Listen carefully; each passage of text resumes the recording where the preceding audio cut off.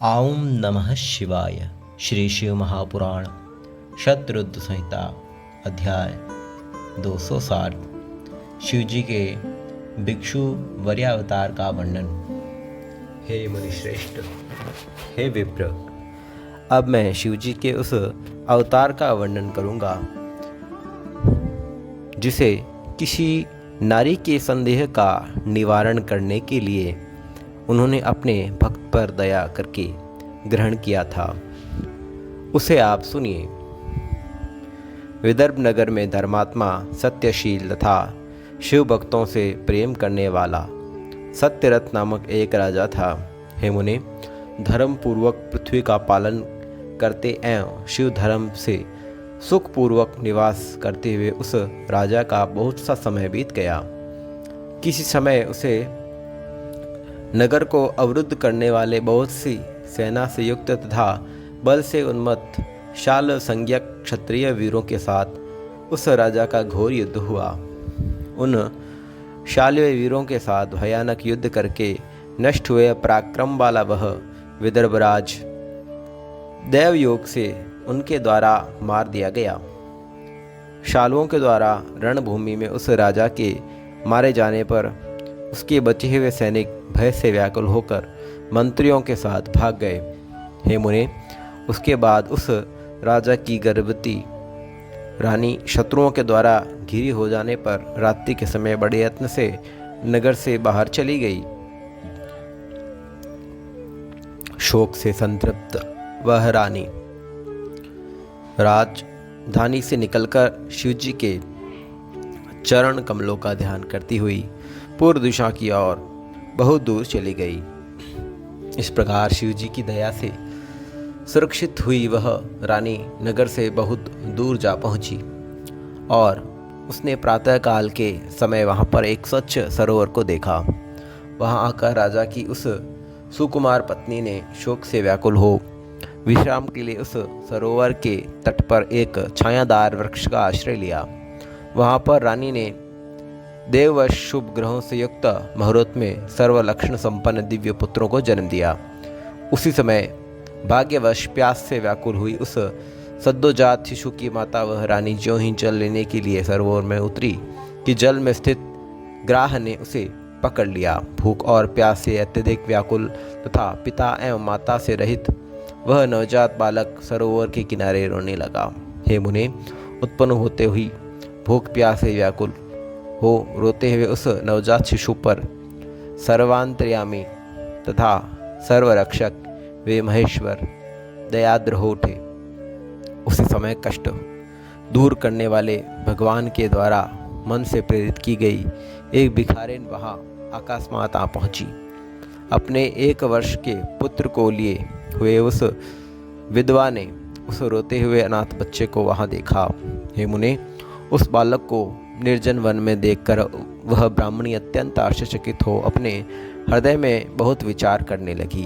अहो, मैंने इस समय बहुत सा बड़ा आश्चर्य देखा जो असंभव है एवं मन तथा वाणी से सर्वथा अकथनीय है। तेजस्वियों में श्रेष्ठ उस बालक का अभी तक नाल छेदन नहीं हुआ है और वह मात्र विहीन हो रोता हुआ अकेला ही पृथ्वी पर लेटा हुआ है। यहाँ से उसकी सहायता करने वाले इसके माता पिता आदि कोई नहीं है। इसमें क्या कारण हो सकता है? अहो, देवबल बड़ा प्रबल है। यह न जाने किसका पुत्र है। इसे जानने वाला भी कोई नहीं है जिससे इस के जन्म के विषय में पूछूं। मुझे तो इस पर बहुत ही दया आ रही है। मैं अब इस बालक को अपने औरस पुत्र की भांति ही पालना चाहती हूँ, परंतु इसके कुल और जन्म आदि का ज्ञान न होने के कारण इसे छूने का साहस नहीं होता। नंदीश्वर बोले, जब वह श्रेष्ठ ब्राह्मणी अपने मन में इस प्रकार का वचन कर रही थी, उसी समय भक्तवत्सल शिवजी ने बड़ी दया की। सदैव महान लीला करने वाले, स्वयं उपाधि रहित तथा भक्तों को हर प्रकार के सुख देने वाले उन महेश्वर ने उस समय भिक्षुक रूप का धारण कर लिया। भिक्षुक रूपधारी वे परमेश्वर वहाँ सहसा आए जहाँ उस बालक के विषय में जानने की इच्छा वाली संदेहग्रस्त ब्राह्मणी विद्यमान थी। तब अविज्ञात गति तथा दया सागर उन भिक्षुक रूपधारी भगवान शंकर ने हंसकर उस ब्राह्मणी पत्नी से कहा। भिक्षुक श्रेष्ठ बोले, हे ब्राह्मणी, तुम अपने मन में शंका मत करो और दुखी मत हो। तुम अपने पुत्र तुल्य इस पवित्र बालक की प्रसन्नता पूर्वक रक्षा करो। थोड़े ही समय के उपरांत इस बालक को तुम्हारा परम कल्याण होने वाला है, अतः सब प्रकार से इस महातेजस्वी शिशु का पालन पोषण करो। नंदीश्वर बोले, भिक्षु रूपधारी धारण करने वाले करुणासागर शिवजी ने जब इस प्रकार कहा, तब ब्राह्मणी ने प्रेम के साथ आदर पूर्वक उनसे पूछा। ब्राह्मणी बोली, मैं आपकी आज्ञा से अपने पुत्र के समान इस बालक की रक्षा करूंगी तथा भरण पोषण करूंगी, इसमें संदेह नहीं है।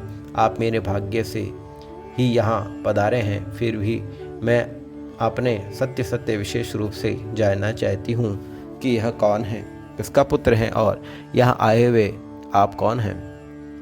वे भिक्षुवर, हे प्रभु, मुझे बारंबार ऐसा ज्ञात हो जा रहा है कि दया सागर भगवान शिव हैं और यहाँ शिशु पूर्व जन्म में आपका भक्त था। किसी कर्म के दोष से यह इस अवस्था को प्राप्त हुआ, उसे भोगकर अपनी आपकी कृपा से यह पुनः परम कल्याण को प्राप्त करेगा। आपकी माया से मोहित हुई मैं अपना मार्ग भूलकर इधर आ गई हूँ, जिससे ज्ञात होता है कि इसके पालन करने के लिए आपने ही मुझे भेज दिया है। नंदीश्वर बोले, शिवजी के दर्शन के ज्ञान को प्राप्त हुई तथा विशेष रूप से जानने की इच्छा वाली उस ब्राह्मणी से भिक्षु रूपधारी शिवजी ने कहा। भिक्षुवर बोले, हे विप्रपत्नी, इस सर्वमान्य बालक का पूर्वकालीन इतिहास तुमसे प्रसन्नतापूर्वक कह रहा हूँ। हे अनघे, तुम प्रेम पूर्वक से सुनो। यह बालक शिवभक्त, बुद्धिमान तथा अपने धर्म में निरत रहने वाले विदर्भराज सत्यरथ का पुत्र है। हे ब्राह्मणी सुनो, राजा सत्यरथ शत्रु शालुओं द्वारा युद्ध में मारे गए हैं, जिससे अत्यंत भयभीत हुई उसकी पत्नी रात्रि में शीघ्रता से अपने घर से निकल गई। उन्होंने इस वन में आकर प्रातःकाल होते होते ही इस पुत्र को जन्म दिया, किंतु प्यास लगने से वह सरोवर में उतरी। तब दुर्भाग्य से ग्राह ने उसे अपना ग्रास बना लिया। नंदीश बोले, इस प्रकार उन्होंने बालक की उत्पत्ति, उसके पिता का संग्राम में मरण और ग्राह द्वारा उसकी माता की मृत्यु के विषय में उससे कहा। हे मुनिवर, तब वह ब्राह्मणी अत्यंत विस्मित हुई और उसने ज्ञानी तथा सिद्ध स्वरूप उन भिक्षुक से पुनः पूछा। ब्राह्मणी बोली, हे भिक्षु, इस राजपुत्र का श्रेष्ठ पिता उत्तम भोग करते हुए भी इस क्षुद्र शालुओं के द्वारा किस प्रकार मारा गया और ग्राह ने इस शिशु की माता को शीघ्र क्यों ग्रास बना लिया, जिसके कारण यह जन्म से अनाथ और बंधु रहित हो गया। हे भिक्षु, मेरा यह पुत्र भी परम दरिद्र तथा भिक्षु क्यों हुआ है? किस उपाय से मेरे ये दोनों पुत्र सुखी होंगे, इसे बताइए। नंदीश्वर बोले, उस ब्राह्मणी का यह वचन सुनकर भिक्षुक रूपधारी परमेश्वर ने प्रसन्नचित्त होकर हंसते हुए उनसे कहा। भिक्षुवर बोले, हे विप्रपत्नी, मैं तुम्हारे सभी प्रश्नों का उत्तर विशेष रूप से दे रहा हूँ। तुम सावधान होकर इस उत्तम चरित्र का श्रवण करो। विदर्भ देश का राजा जो इस बालक का पिता था, वह पूर्व जन्म में पांड्य देश का श्रेष्ठ राजा था। संपूर्ण उपद्रवों का नाश करने वाला वह शिवभक्त राजा संपूर्ण पृथ्वी का पालन करता हुआ अपनी प्रजा को प्रसन्न रखता था। किसी समय उसने दिन में निराहार रहकर नक्तव्रत करते हुए त्रयोदशी के प्रदोष काल में शिव जी की पूजा की। जब वह प्रदोष काल में शिव जी का पूजन कर रहा था, तभी नगर में बड़ा भयानक शब्द हुआ। उस भयावह ध्वनि को सुनकर वह राजा शत्रु के आक्रमण की आशंका से शिवार्चन का परित्याग करके घर से बाहर निकल गया। इसी समय उसका महाबली मंत्री भी शत्रुओं का करने वाले सामंतों को साथ लेकर राजा के निकट आ गया।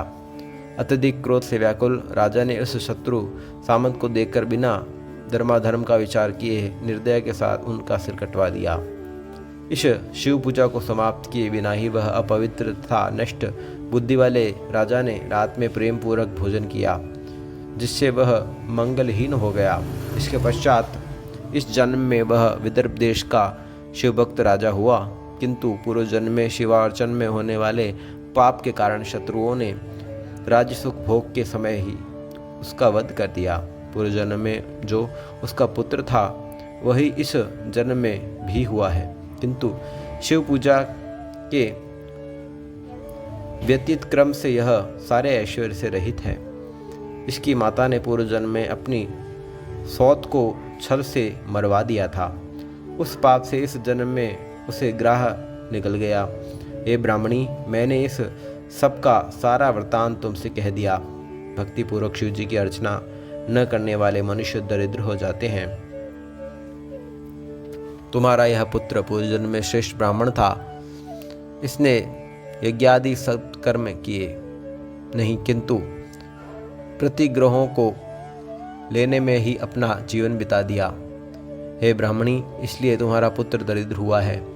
उन दोषों को दूर करने के लिए तुम शंकर की शरण में जाओ और उन दोनों बालकों को लेकर शिव जी की पूजा करो। इन दोनों का यज्ञ पवित्र हो जाने के पश्चात शिव जी कल्याण करेंगे। नंदीश्वर बोले, उसे ऐसा उपदेश देकर भिक्षुक रूपधारी शिवभक्त वत्सल भगवान शिवजी ने उसे अपना उत्कृष्ट स्वरूप दिखाया। इसके बाद वह ब्राह्मणी उन भिक्षु श्रेष्ठ को शिव जानकर उन्हें भली भांति प्रणाम करके प्रेम पूर्वक गदगद वाणी में उन प्रभु की स्तुति करने लगी। उसके बाद विप्र पत्नी के देखते ही देखते भिक्षुक रूपधारी भगवान शिव शीघ्र ही वही अंतर्ध्यान हो गए। भिक्षुक के चले जाने पर ब्राह्मणी को विश्वास हो गया कि उस लड़के को लेकर वह अपने पुत्र सहित घर चली गई।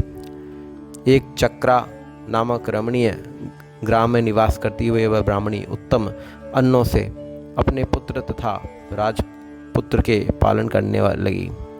पुनः ब्राह्मणों ने उन दोनों का यज्ञोपवीत संस्कार संपन्न किया। वे दोनों शिव पूजा में तत्पर हो अपने घर में बढ़ने लगे। हे तात, वे दोनों ही शांडिल्य मुनि की आज्ञा से नियम में तत्पर होकर शुभ व्रत करके प्रदोष काल में शिवजी का पूजन करने लगे। किसी समय ब्राह्मण पुत्र के बिना ही नदी में स्नान करने के लिए गए हुए राजपुत्र ने धन से परिपूर्ण एक सुंदर कलश पाया। इस प्रकार शिव पूजा करते हुए उन राजकुमार और ब्राह्मण कुमारों के प्रेम पूर्वक 4 महीने बीत गए। इसी प्रीति के से अत्यंत प्रसन्नता से पुनः शिवजी का पूजन करते हुए उन दोनों का उस घर में 1 वर्ष व्यतीत हुआ। हे मुने, 1 वर्ष बीत जाने पर वह राजपुत्र एक दिन उस ब्राह्मण के पुत्र के साथ सर्वव्यापक शिवजी की कृपा से वन प्रांत में जा पहुंचा और अकस्मात वहां आई हुई तथा अपने पिता द्वारा प्रदत्त गंधर्व कन्या से विवाह करके अकंटक राज्य करने लगा। जिस ब्राह्मणी ने अपने पुत्र के समान उसका पालन पोषण किया था वही उसकी माता हुई तथा वह ब्राह्मण पुत्र उसका भाई हुआ।